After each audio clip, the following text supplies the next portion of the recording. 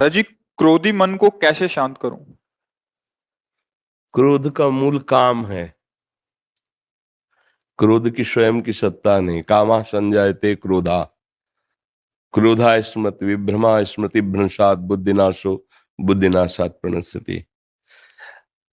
पहली बात तो ये कि आजकल अपने लोग ऐसे आचरण करते हैं जिससे हमारी क्षमता शारीरिक और बौद्धिक दोनों नष्ट हो रही। खान पान और ब्रह्मचर्यहीनता जो दृष्टि में ही नहीं देखा जा रहा, उस पर सुधार ही नहीं किया जा सकता। क्योंकि छोटे छोटे बच्चों के पास मोबाइल है, छोटे छोटे बच्चे गंदी हरकतें करके अपने को नष्ट कर रहे हैं। अब कैसे, जब नींव ही खराब है तो हम महल की बात कैसे कर सकते हैं कि बहुत बढ़िया बिल्डिंग बन सकती है।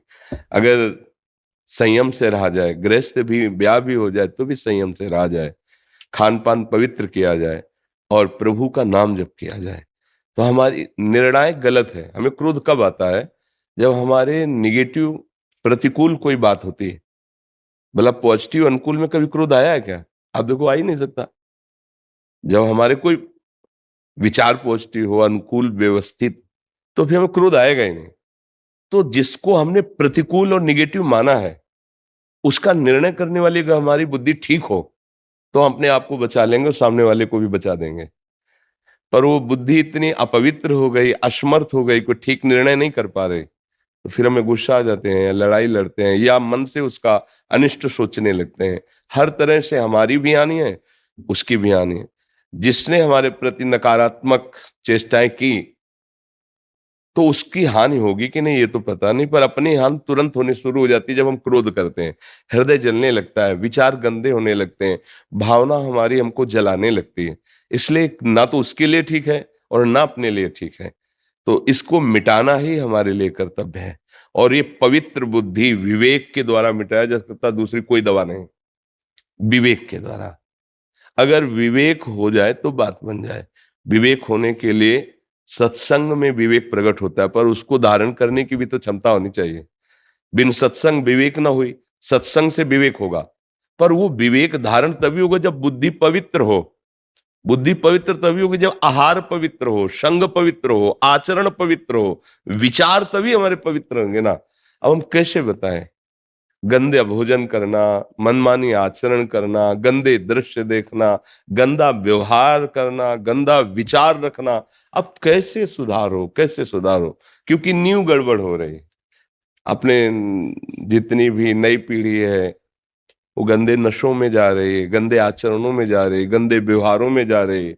वो ब्रह्मचर्य को कुछ समझ ही नहीं रहे हैं, उसको एक खिलवाड़ समझ रहे हैं, मनोरंजन समझ रहे हैं। क्षमता अध्यात्म की तब आवे ना जब थोड़ा संयम होना।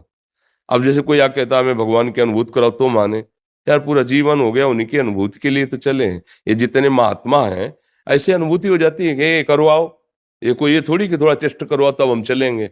उसके लिए तुम्हारी जबान भी तो ठीक होनी चाहिए। जैसे किसी को वो पीत जो अंदर बनता है बढ़ जाए, पित्त, और उसको मिश्री खाओ तो कड़वी लगेगी, क्योंकि उसकी जबान खराब है। हमारी इंद्रियां मलिन हो चुकी हैं। जैसे राधा नाम सुधा रसम, कह रहे राधा नाम क्या है? बोले अमृत रस है, प्रेमामृत भरा हुआ, पर हमें अच्छा नहीं लग रहा, नहीं वो स्वाद आ रहा। जबान खराब है, हमारी रसेंद्री खराब हो चुकी है, हमारी वाकेंद्री दूषित हो चुकी है। राधा बोलते ही एक अलौकिकता है कि हृदय में एकदम रोमांच होने ज्यादा, तो फिर अश्रु गिरने लगे, विवश प्रेम विवशता आ जाएगी। जब भरत जी चित्रकूट जा रहे हैं और सियाराम कह के लंबी सांस लेते हैं, पूरा चित्रकूट प्रेम में हो जाता है। महाप्रभु चैतन्य देव हे प्राणनाथ कृष्ण, जाओ वायुमंडल पूरा कृष्णमय हो जाता। नाम का देखो वो प्रभाव, और एक नाम का कि हमें बिल्कुल अच्छा नहीं लगता, हमारा हृदय द्रवित नहीं होता। तो नाम तो वही है, पर हमारा हृदय बहुत मलिन हो चुका है, इसको ठीक करना होगा।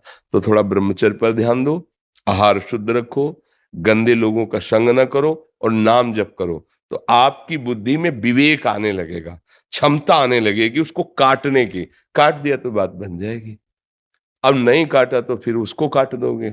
लड़ाई झगड़ा गाली गुप्ता ये सब यही तो हो रहा है। संसार नाक में गुस्सा रखा है, नाक में जरा सा छू गया तो पीट देगा, वो गाली दे देगा। ये नहीं समझ रहा भीड़ है, धक्का लगा होगा, जिससे छुआ है वो भी असमर्थ है, भीड़ में उसको धक्का लगी, उससे हमारे द्वारा लगे, कोई बात नहीं। अगर लग भी जाए अपने, कोई बात नहीं, कोई बात नहीं, आप आराम से।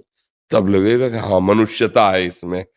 तो अपने को आगे बढ़ना है तो आहार ठीक करो, कोई ऐसे गंदे पदार्थ नशे वाले मत लो।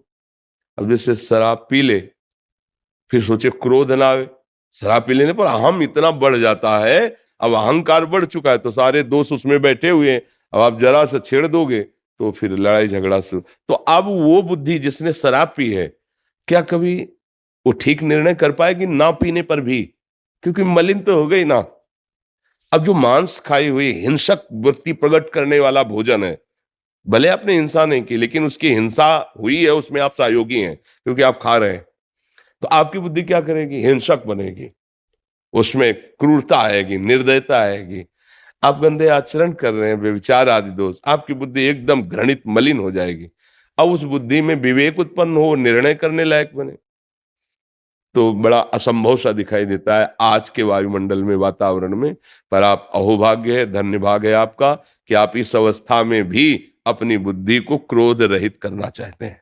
तो नाम जप करो, अच्छा आहार करो, और जब कभी कोई क्रोध दिलाने वाली बात आवे तो निश्चित समझो आपके किसी पाप का नाश करने के लिए वो भगवान लीला रचे, चुपचाप बचा के निकल जाओ, अपने को भी और सामने वाले को भी।